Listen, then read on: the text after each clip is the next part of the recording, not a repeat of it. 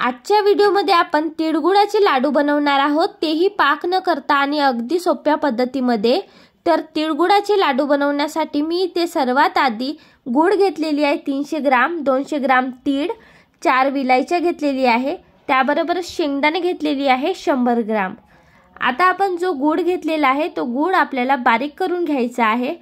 तर बघू शकता मी इथे चाकूच्या मदतीने हा गूळ बारीक करून घेत आहे।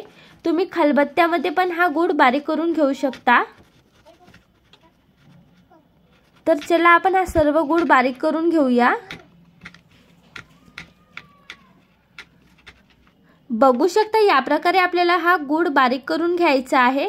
आता मी हा सर्व गूळ बारीक करून घेतलेली आहे। आता मी हा गूळ एका वाट्यामध्ये काढून घेत आहे। आपल्याला एका लहान आकाराच्या वाट्यामध्ये हा सर्व गूळ काढून घ्यायचा आहे। बघू शकता इथे मी हा गूळ काढून घेतलेली आहे आणि त्याचबरोबर मी इथे गॅसवरती एक मोठ्या आकाराचा वाटा घेतलेली आहे, त्यामध्ये स्टँड ठेवलेला आहे आणि तिथे पाणी टाकलेलं आहे आणि मीडियम गॅसवरती आपण जो गूळ घेतलेला आहे तो गूळ गरम करून घ्यायचा आहे मीडियम गॅसवरती। आणि त्याचबरोबर आता आपल्याला हे तीळ पण भाजून घ्यायचे आहेत। एका बाजूला आपलं तो गूळ गरम होत आहे आणि दुसऱ्या बाजूला आपण हे तीळ भाजून घेत आहोत। तर बघू शकता या प्रकारे तीळ भाजलेले आहेत।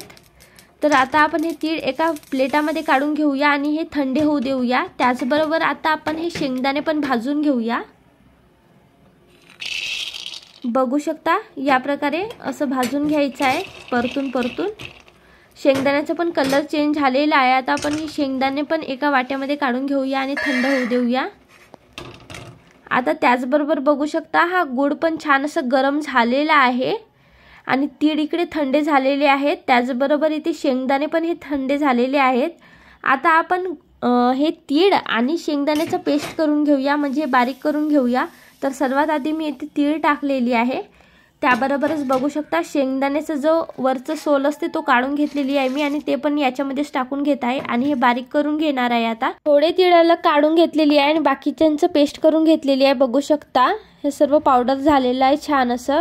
आता आपण एका वाट्यामध्ये काढून घेऊया।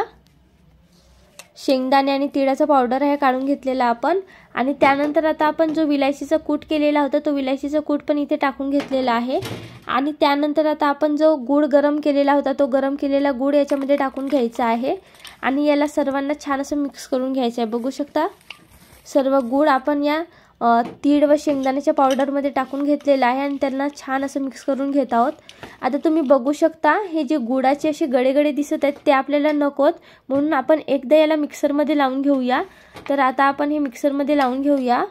एकदम जास्त वेळपर्यंत नाही लावायचं आहे मिक्सरमध्ये, थोडा वेळच लावायचा आहे आणि सर्व लावून घ्यायचं आहे। बघू शकता या प्रकारे मिक्सरमध्ये बारीक करून घ्यायचं आहे आणि ते एका वाट्यामध्ये काढून घेत आहोत आपण। थोडं करून सर्व बारीक करून घेऊया। बघू शकता सर्व बारीक करून झालेलं आहे। आता आपल्याला गरम करून घ्यायचं आहे याला। तर त्यासाठी मी ते गॅसवर कढई गरम होण्यासाठी ठेवलेली होती, जी गरम झालेली आहे आणि त्याच्यामध्ये मी हे तिळगुळाचं मिश्रण पण टाकलेली आहे। आता बघू शकता याला गरम करून घ्यायचं आहे छान असं, छान प्रकारे परतून गरम करून घ्यायचं आहे आणि जे आपण तीळ अलग काढून ठेवलेले होते ते पण याच्यामध्ये टाकून घ्यायचे आहे आणि गरम करून घ्यायचं आहे। बघू शकता या प्रकारे परततच राहायचं आहे, नाहीतर हे जळणार। या प्रकारे परतून छान असं गरम करून घ्यायचं आहे। बघू शकता या प्रकारे। आता आपण हे एका वाट्यामध्ये काढून घेऊया। छान गरम झालेला आहे तो। वाट्यामध्ये काढून घेतल्यानंतर लगेच आपल्याला त्याचे लाडू बनवायला सुरुवात करायची आहे। बघू शकता या प्रकारे हे लाडू बनवून घ्यायचे आहेत।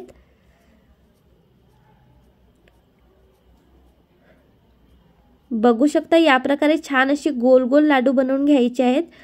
आता आपले सर्व लाडू बनवून झालेले आहेत आणि बघू शकता काय असे मऊ छान असे लाडू बनलेले आहेत। हे खूपच टेस्टी लागतात आणि हे तिळगुळाचे लाडू बनवण्यासाठी जास्त वेळ लागत पण नाही, खूप कमी वेळात बनून जातात। एकदा तरी या पद्धतीने नक्की बनवून बघा, खूपच टेस्टी लागतात।